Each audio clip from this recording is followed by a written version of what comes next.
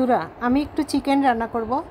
এখন রাত 8টা বাজে। আমি সকালবেলা চিকেনটাকে ম্যারিনেট করে রেখে দিয়েছিলাম। তো চিকেন রান্না করার জন্য আমি ফ্রাই প্যানে তেল দিয়ে তারপর দিয়ে দিচ্ছি রসুন কুচি, কাঁচামরিচ। আমি 3-4টা কাঁচামরিচ মাঝখান দিয়ে ফেটে দিয়ে দিয়েছি, ফাটিয়ে। তারপরে রসুনটা একটু ব্রাউন কালার হলে আমি অ্যাড করব পেঁয়াজ। আমি একটু পেঁয়াজ বেশি করে দিচ্ছি, আর পেঁয়াজটা বেশি দিলে কি হয়, কারিটা একটু মিষ্টি মিষ্টি লাগে, খেতেও খুব মজা লাগে।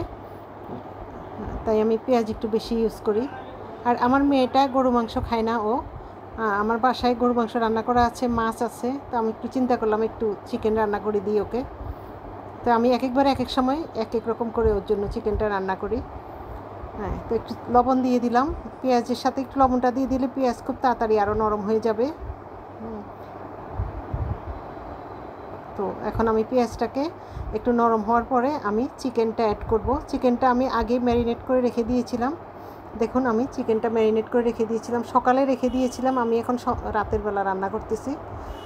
এখন আমি চিকেনটা অ্যাড করব। রান্নাটা খুবই সময় কম লাগে, একদম ইজি। আপনারাও চেষ্টা করবেন। এখানে হাড়সহ মাংস আছে, বুকের মাংসটাই আমি নিয়েছি, আমার সাথে হাড়ও আছে, আবার থাই পিসও আছে। আমি ছোট ছোট করে কেটে নিয়েছি একটু। তো আমি এখন ভালো করে কষিয়ে রান্না করব। তো একটা টিপস আপনাদেরকে বলে দিই, সেটা হলো চিকেন রান্না করার সময় একটু রসুন বেশি ব্যবহার করবেন। আমি কিন্তু আদা রসুন দিয়ে প্রথম ম্যারিনেট করেছি। এখন আবার যখন রান্না করছি তখন প্রথমেই কিন্তু আমি রসুন দিয়েছি।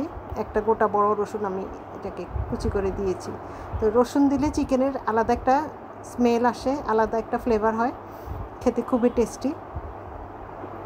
তো আমি মাংসটাকে খুব ভালো করে কষিয়ে নিচ্ছি। দেখুন দেখতে কত সুন্দর হয়েছে।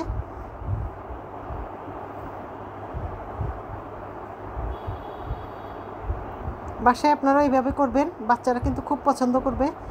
বাচ্চারা অনেক সময় একরকম খেতে খেতে ওদের কাছে ভালো লাগে না। তো একটু ডিফারেন্ট করে রান্না করবেন, খেতে কিন্তু ওরা খেয়ে কিন্তু অনেক অনেক মানে মজা পাবে, অনেক ভালো লাগবে। আর চিকেন তো ফার্মের মুরগির তো দাম কমই আছে, আমাদের সবার ঘরে ফার্মের মুরগি থাকে।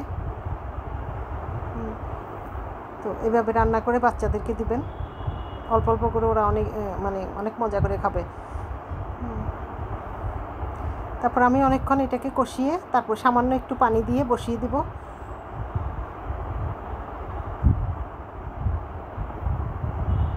একদম ইজি রান্না, আপনারা করবেন,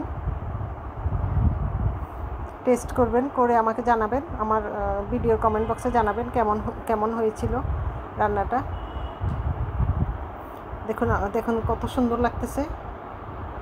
আমি হালকা মিডিয়াম আঁচে চুলাটা রেখেছি, বেশি করলে কিন্তু পোড়া লেগে যাবে। তারপর আমি একটু পানি দিয়ে দিয়েছি।